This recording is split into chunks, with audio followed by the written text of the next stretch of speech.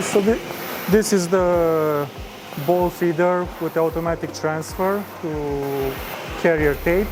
This machine transfers devices like this, very small devices. They usually come in bags. They don't have any specific orientation, only dimensional XY is dependent. So first thing, all devices are thrown inside this ball feeder. This ball feeder is managed by vibrations, movement. Because of vibrations, all pieces move this spiral lane from down and upwards like this, up here until the final lane. Here at the final lane, there is this simple handler with a very fast motion that transfers devices from the lane to the pocket of the carrier tape. There are multiple sensors that act, and the handler is conditioned by these sensors. One of them is this one here.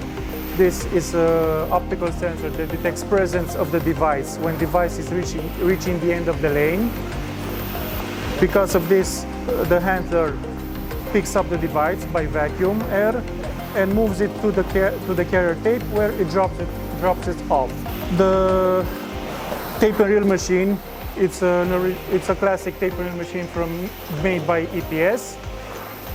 It also has multiple safety sensors. One of them is a jump out sensor that detects empty pockets, jump out devices detected by these sensors. Another sensor detects the cover tape when it finishes. And we also here all devices are counted. Here is the main counter of the reel. It's a very fast machine. Average throughput is 3,000 devices per hour.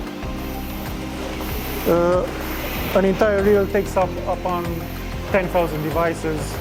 It can ship daily. We ship 40,000 devices to the client. And usually, because of the high demand, this is the type of machine that we needed to use to achieve the demands of the client.